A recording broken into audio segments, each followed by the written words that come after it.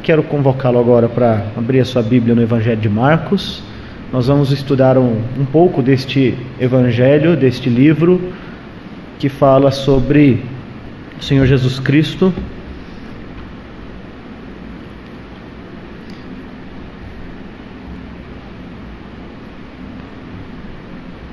Nós somos cristãos. Somos cristãos. Nós precisamos nos apropriar do que significa ser cristão.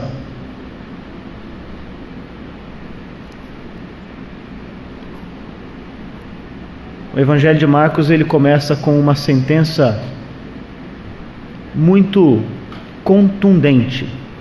No grego, essa sentença, eu não sou especialista em grego, então a minha pronúncia não é das melhores, mas ela diz assim: Archi Evangelion Jesus Christos Hoius Theos.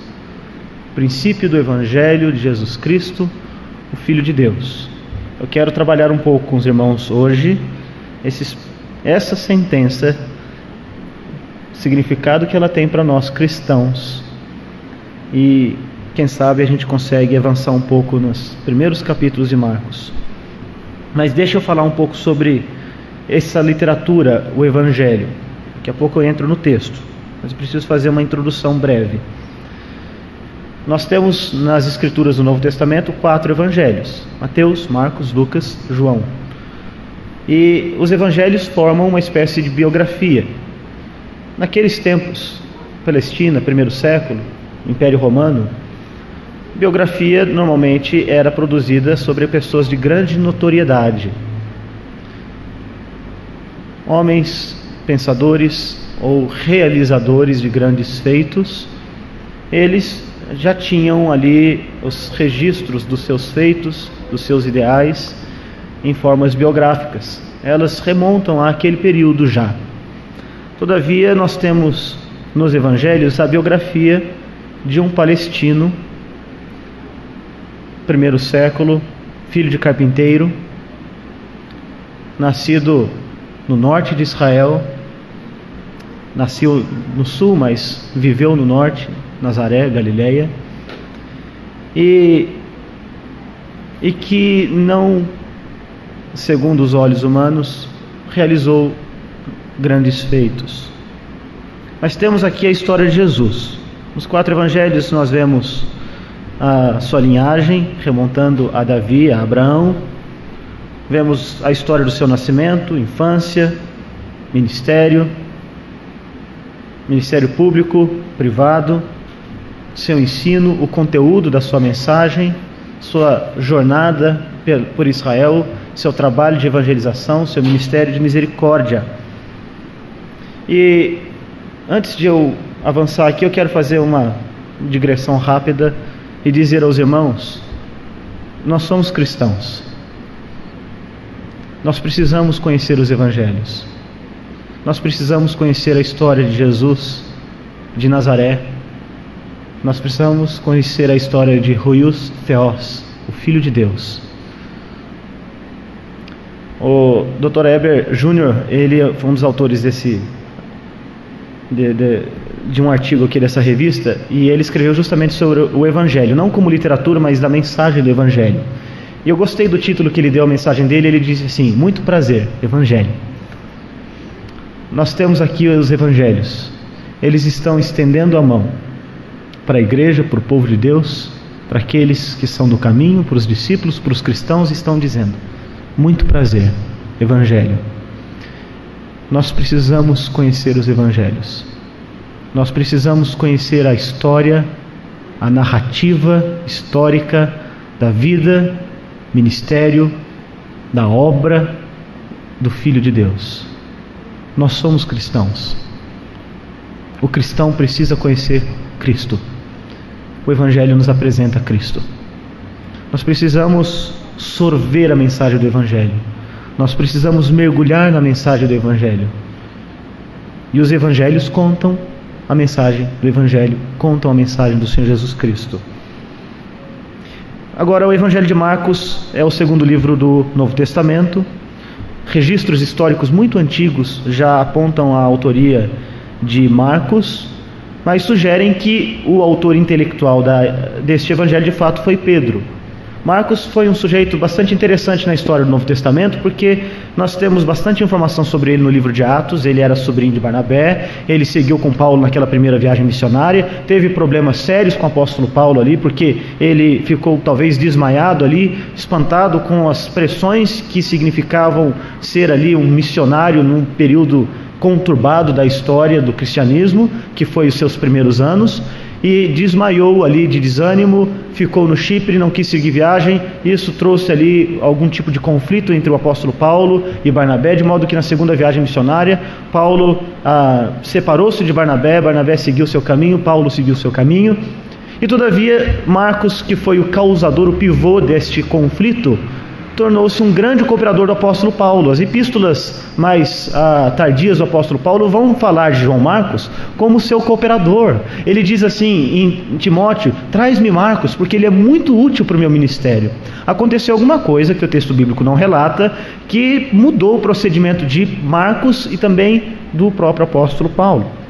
E também temos aqui em Atos o registro de que as primeiras reuniões de oração que aconteciam em Jerusalém era na casa da mãe de Marcos. De modo que Pedro, quando ele foi livre daquela situação de prisão e dirigiu-se àquela casa onde as pessoas oravam, ele foi justamente para aquela residência da mãe de Marcos. E é provável que foi ali naquela situação que ele conheceu a João Marcos. De modo que nós podemos ter em Marcos uma pessoa que foi imensamente privilegiada, pois ele trabalhou com os dois grandes apóstolos do cristianismo, daquele período da igreja primitiva, Paulo e Pedro. A tradição também sugere que Pedro encerrou o seu ministério. Nós não temos isso na escritura, mas a tradição histórica diz que ele encerrou seu ministério lá em Roma. E que este evangelho, ele foi dirigido para os cidadãos daquela cidade, Roma. Algumas características dele é a brevidade do evangelho de Marcos em relação aos demais evangelhos. Também a antiguidade. Os historiadores sugerem que ele é o mais antigo dos 4 evangelhos, tendo sido escrito no final dos anos 50, começo dos anos 60. E é um livro muito dinâmico. Ele dá uma impressão de continuidade constante. A palavra que mais aparece no evangelho de Marcos é logo, como querendo dizer incontinente, em seguida. Aparece 42 vezes no evangelho de Marcos essa palavra, enquanto que em Lucas aparece uma vez só. Então a gente fica sem fôlego. Quando lê Marcos, parece que as coisas estão acontecendo uma atrás da outra. Normalmente, os livros dos evangelhos, eles não registram as coisas necessariamente na ordem cronológica, mas aqui aparentemente há uma certa cronologia. Também o advérbio de ligação, o e, ele aparece muito aqui, pelo menos em 12 dos 16 capítulos de Marcos, abrindo o capítulo. Então nós temos em Marcos este livro dinâmico, intenso, que registra sobretudo fatos. Não há muito ensino das palavras do Senhor Jesus Cristo em Marcos, mas há mais fatos registrados aqui. E eles são registrados às vezes com uma vivacidade maior do que se vê em outros evangelhos, o que indica que Pedro de fato deve ter sido seu autor intelectual, aquele que contou a história do evangelho a Marcos, que como amanuense o escreveu, o registrou. Marcos é reconhecido entre estudiosos do Novo Testamento como aquele evangelho que apresenta Jesus como servo. Ministério de misericórdia do Senhor Jesus Cristo, particularmente aquele realizado na Galileia. Ele é intensamente demonstrado aqui nas palavras do texto de Marcos. Uma ênfase muito grande naquilo que Jesus fez, naquilo que ele realizou como obreiro, como missionário. Mas eu quero agora, tendo feito esse pequeno panorama, para que os irmãos se situem em que contexto esse evangelho foi produzido, eu quero me concentrar um pouco no que o texto do primeiro capítulo, nessa primeira frase, diz. Ele começa com esta sentença: princípio do evangelho de Jesus Cristo, Filho de Deus. Começaram um livro assim, que era dirigido para gentios, para uma igreja em Roma. É muito ousado. Os cristãos do primeiro século, eles eram acusados de ateísmo. Obrigado, irmão.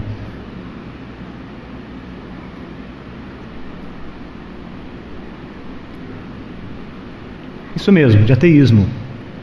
Porque a prática comum daquele período, entre os gentios, os pagãos, era que eles tinham muitos deuses, adoravam a muitos deuses, e os cristãos adoravam apenas o Deus Criador dos céus e da terra, o Deus dos judeus, e aquilo para eles era uma coisa muito estranha, e por isso eles consideravam os judeus e os cristãos convertidos como ateus.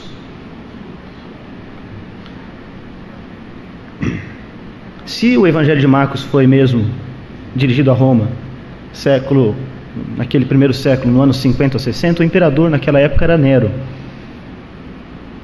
E os irmãos talvez saibam na história que naquele tempo existia algo que era chamado culto ao imperador. O imperador era chamado de Dominus et Deus. Ele era a divindade.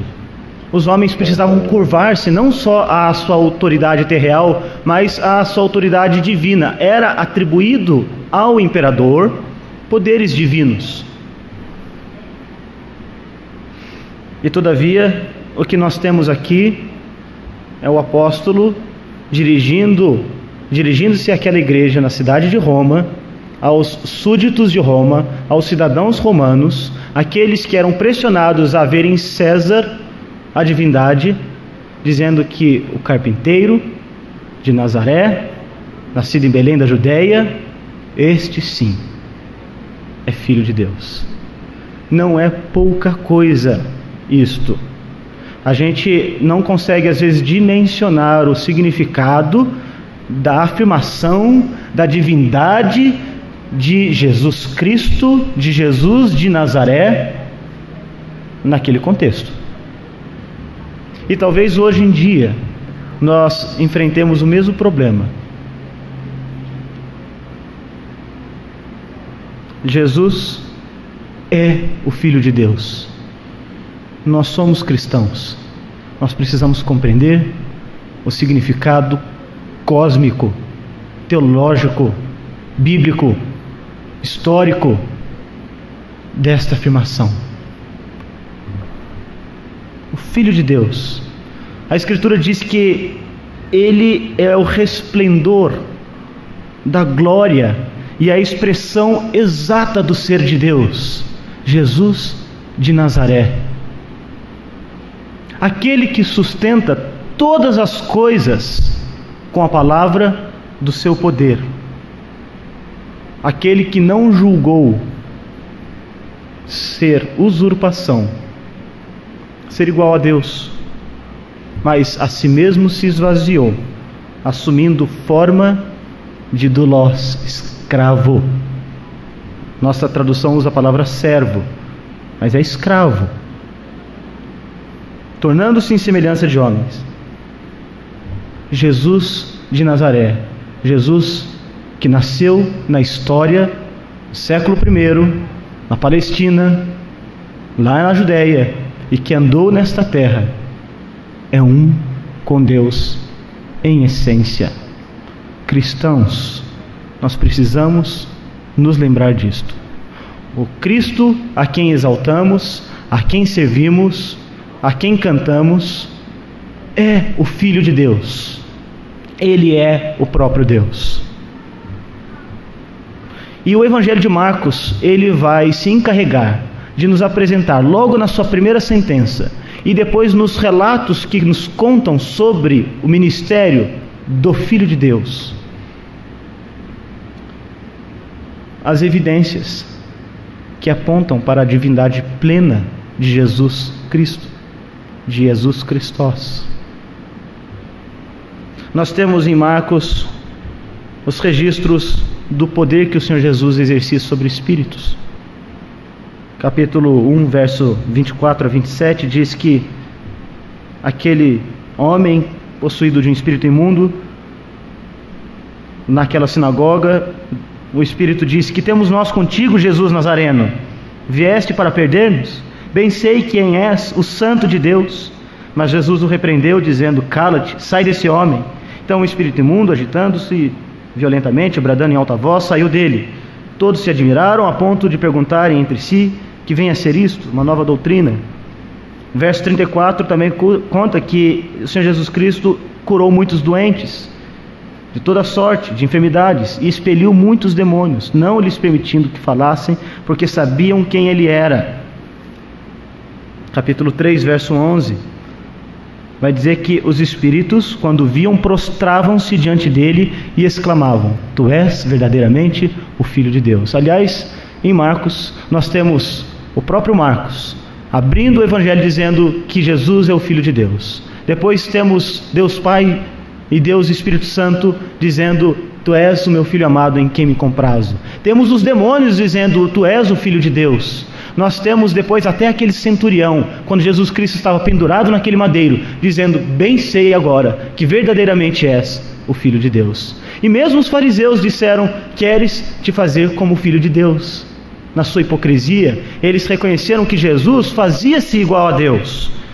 Texto de João capítulo 5, verso 18, a acusação que os fariseus tinham contra Jesus Cristo era o fato de que ele afirmava que ele com Deus era um só e que ele se fazia igual a Deus. Nós precisamos lembrar, cristãos, que Jesus é o Filho de Deus. Isto é de grande importância. Mas Tiago, você está falando uma coisa essencial, isso é básico ao cristianismo, mas isso está se perdendo.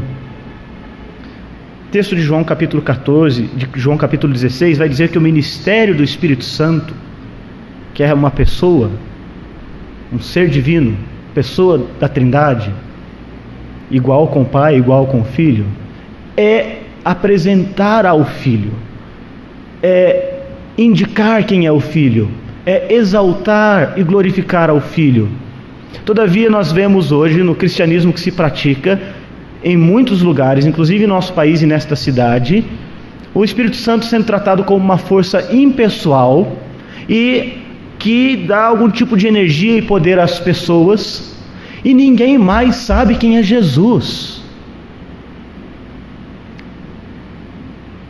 Falam de Jesus, cantam sobre Jesus, exaltam a Jesus, sem conhecê-lo de fato.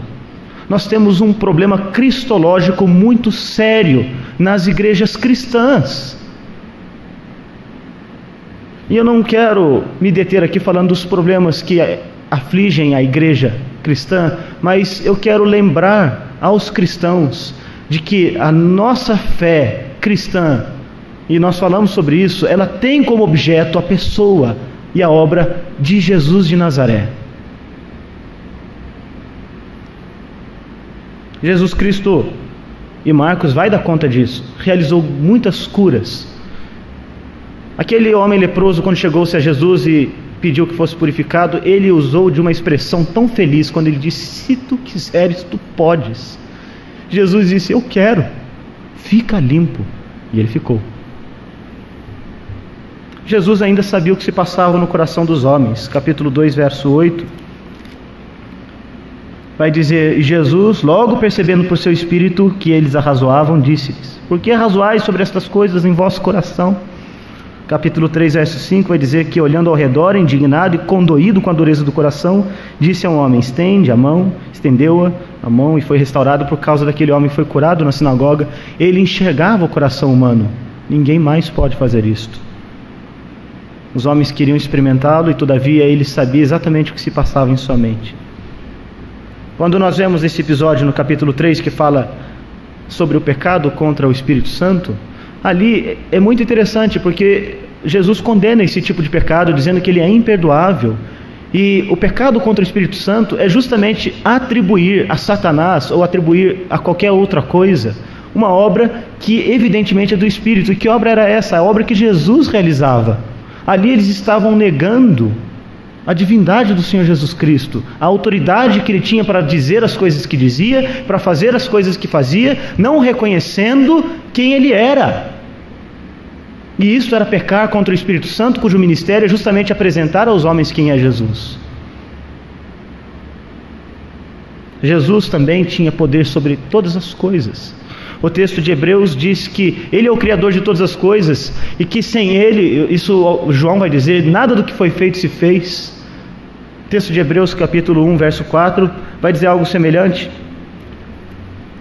Deixa eu abrir lá.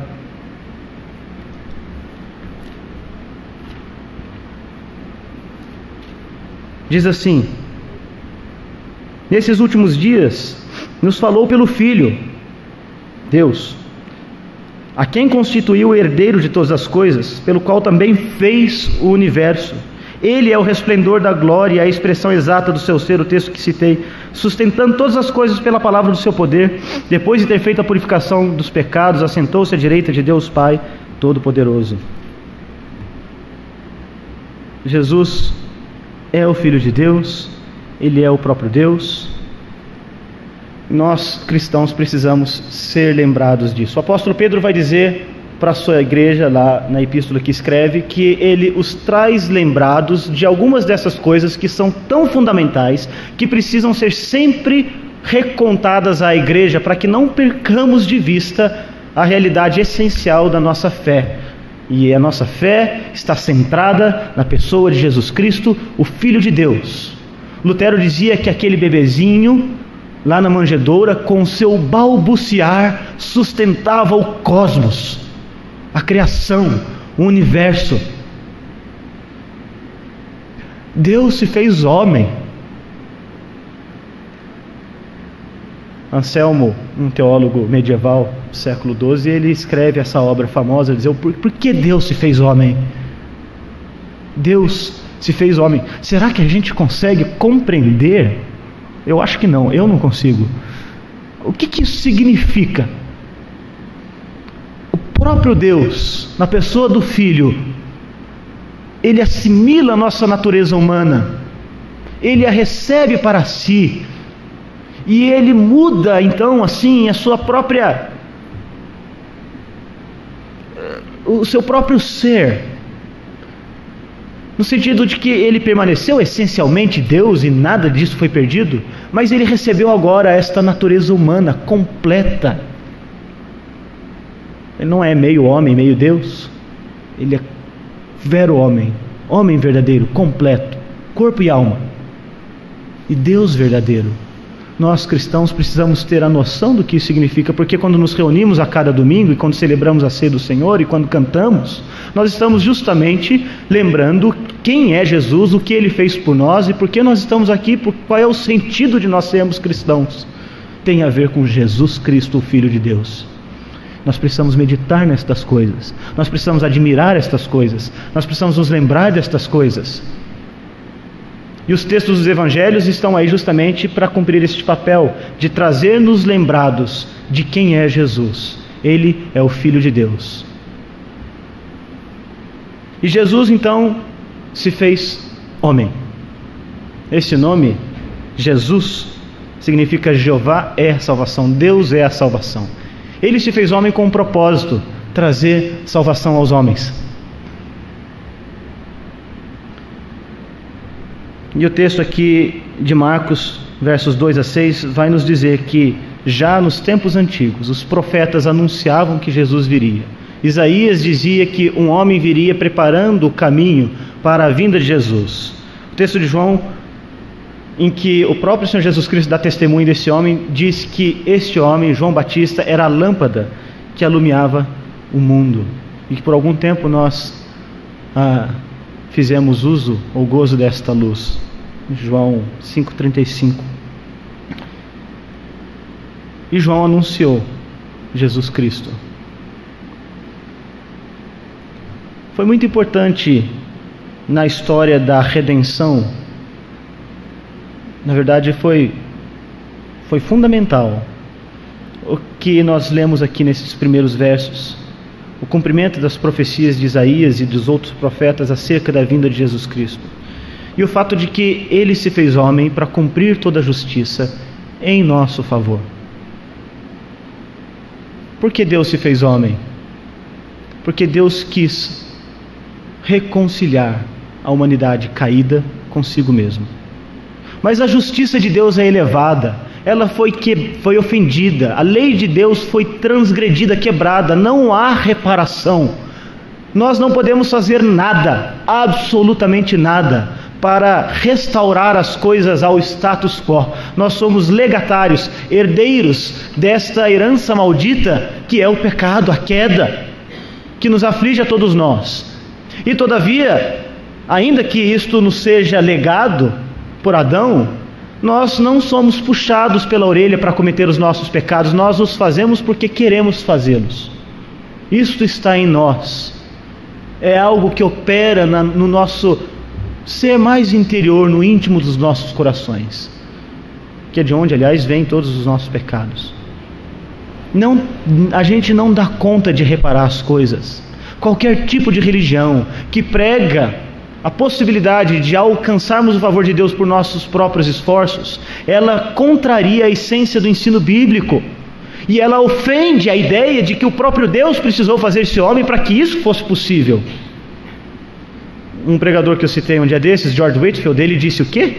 Chegar aos céus com seus próprios esforços é mais fácil chegar à lua subindo numa corda de areia. Não dá. Jesus precisou fazer esse homem. O amor de Deus é tão intenso, é tão grandioso, mas ele não pode ultrapassar a sua justiça. Deus é perfeito em todos os seus caminhos. Não há nele sombra, não há nele rusgas, nesgas de corrupção. E a justiça dele é perfeita. Se foi quebrada, precisa ser satisfeita. Mas Deus é misericordioso, Ele é amoroso, Ele pode nos perdoar. O que os irmãos diriam se um juiz norte-americano resolvesse, porque é cândido em seu coração, generoso e gentil, perdoar a Osama Bin Laden e aqueles homens que perpetraram aqueles ataques terroristas contra as Torres Gêmeas naquele 11 de setembro de 2001?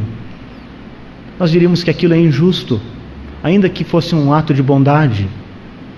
Deus não pode fechar os olhos para os nossos pecados. Ele não pode ignorá-los. Ele não pode virar as costas para eles como se nada houvesse acontecido. Deus é um ser eterno. Esse é o argumento de Anselmo.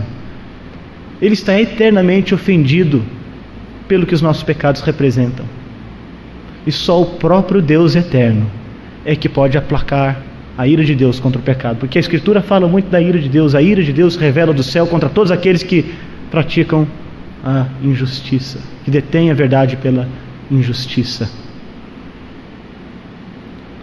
Paulo chama-nos de filhos da ira, e há tantos outros textos que revelam a ira de Deus. O texto de Salmos fala que Deus está irado, Ele vai lançar os homens como setas para o inferno por causa dos seus pecados. E todavia, porque Ele amou tão grandemente os homens, a humanidade, Ele mesmo, na pessoa do seu Filho, se fez homem.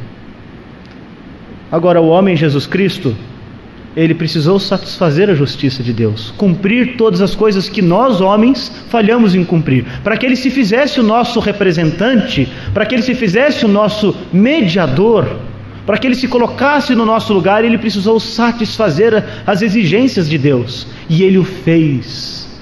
E Ele o fez, mas como um homem, como você e eu, com os mesmos limites que nós temos. Ele só fazia uso das suas prerrogativas, vamos dizer assim, da divindade, na medida em que a vontade do Pai assim o permitia. De modo que Ele sentiu fome, que Ele sentiu sede, que Ele sentiu cansaço, e que ele foi tentado em todas as coisas. O texto de Hebreus capítulo 4 diz que Ele foi tentado nas mesmas coisas que você é tentado. Em todas as coisas. Nós temos aqui no verso 12 e 13 o relato breve da tentação que o Senhor Jesus Cristo sofreu ali no deserto, mas Hebreus vai dizer que além dessa tentação, em outras coisas como nós também somos tentados, Ele também o foi, mas sem pecado. Ele viveu esta vida com justiça, com retidão, com integridade, sem pecado, para se fazer sacrifício por nós. Por isso que quando João Batista o avistou, ele sabia o que significava o que Jesus veio fazer. Ele é o primeiro que chama Jesus Cristo de Cordeiro de Deus. Ele diz: eis o Cordeiro de Deus, que tira o pecado do mundo. Tem um hino muito bonito, foi composto nos anos 20, de Samuel Barber, que chama Agnus Dei qui tollis peccata mundi, miseri nobis. Cordeiro de Deus que tira o pecado do mundo, tem piedade de nós. E foi essa expressão com a qual João Batista saudou a vinda de Jesus Cristo para o seu batismo. No batismo do Senhor Jesus Cristo, ele estava satisfazendo as exigências de Deus. O batismo do Antigo Testamento praticado por João, que é um profeta do Antigo Testamento, era um batismo que, de alguma maneira, tinha sido estabelecido por Deus como um meio de justiça. E Jesus Cristo o cumpriu não porque ele tivesse necessidade de purificação de pecados, mas para que em todas as coisas ele se fizesse apto para ser o Cordeiro de Deus, para que ele fosse obediente em todas as coisas. Deus, o Filho, Jesus Cristo, cumpriu ativamente a vontade do Pai em todas as coisas que ele fez, tornando-se assim apto para o ministério dele. E é muito emblemático que neste momento do seu batismo, Deus o Pai, o Filho e o Espírito Santo juntos na Escritura. Que momento fantástico, que às vezes a gente passa desapercebido por ele.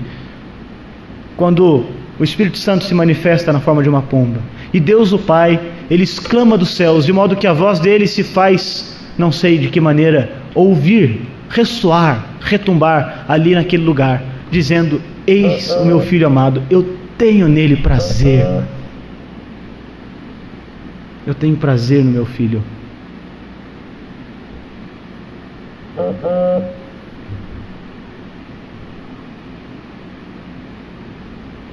Foi levado para o deserto, foi tentado em todas as coisas. Então Jesus, o Filho de Deus, veio a este mundo, fez-se homem para satisfazer as exigências da justiça divina, para ser o nosso mediador. É este Jesus que nós precisamos conhecer melhor. É este Jesus a quem nós cantamos, exaltamos, glorificamos, que nós precisamos conhecer melhor. E ele veio para pregar o Evangelho do Reino. Esse é o meu terceiro ponto e ponto final.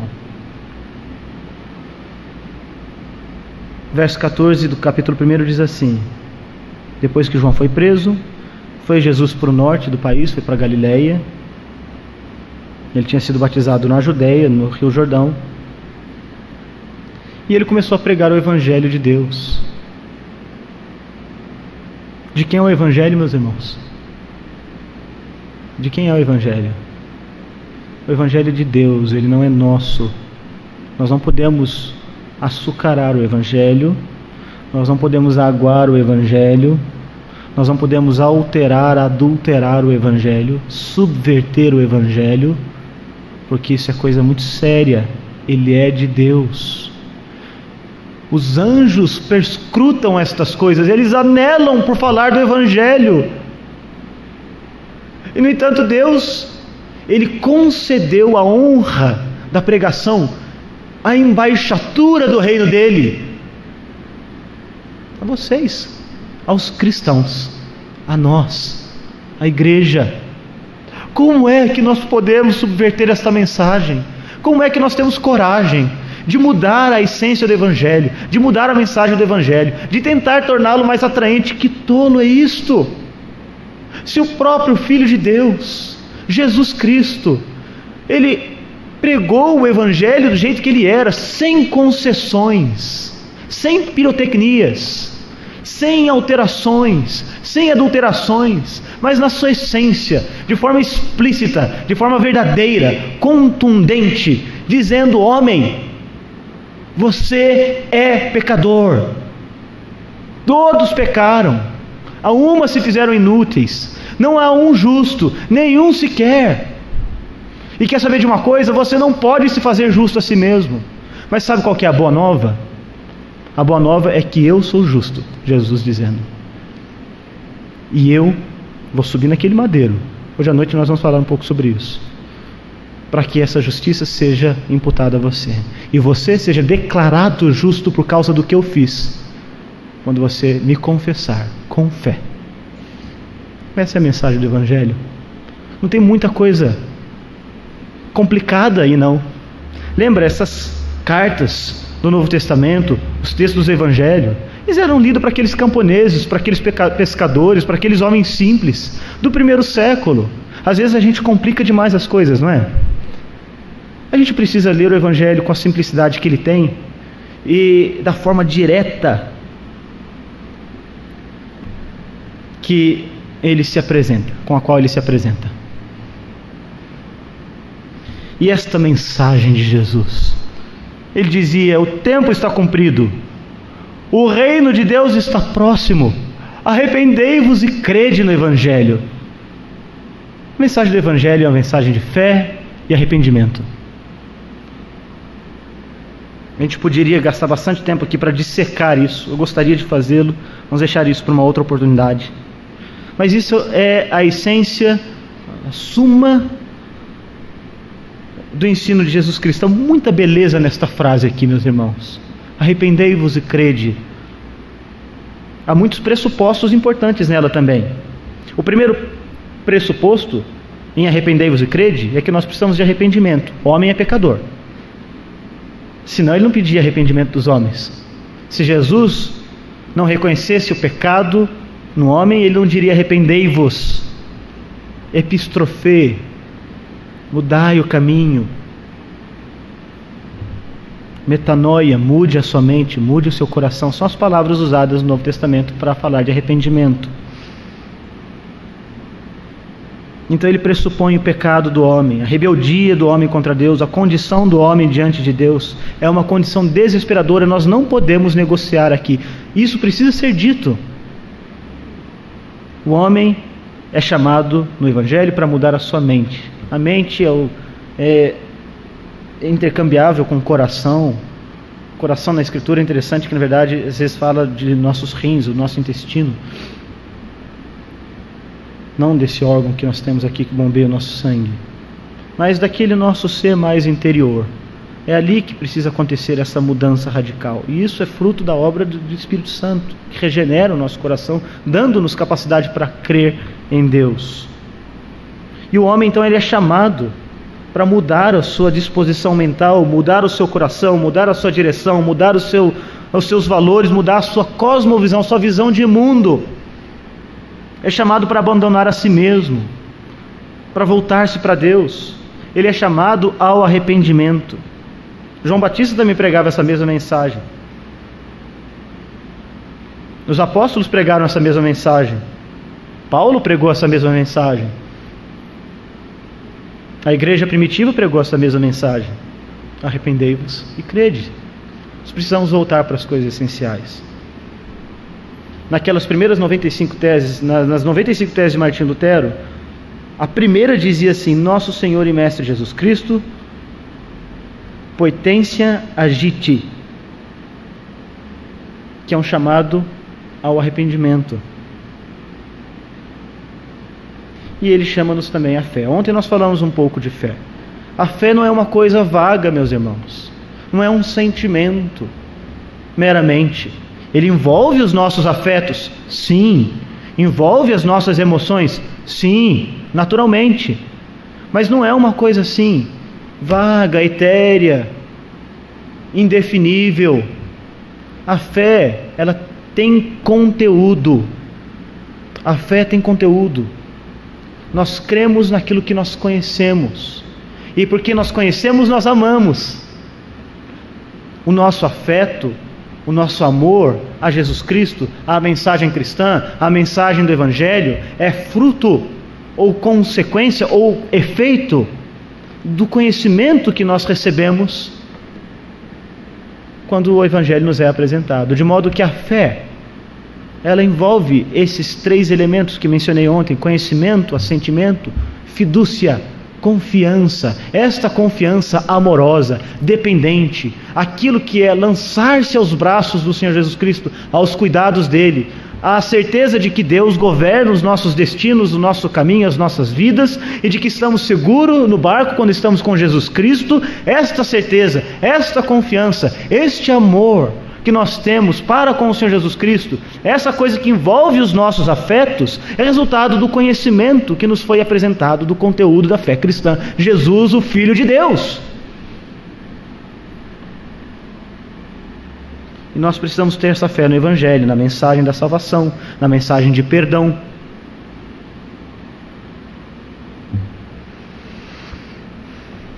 Jesus trouxe essa mensagem de esperança, de perdão, de salvação, de restauração, de nova vida, de comunhão com Deus. O Santo Evangelho. Nós temos de crer no Evangelho.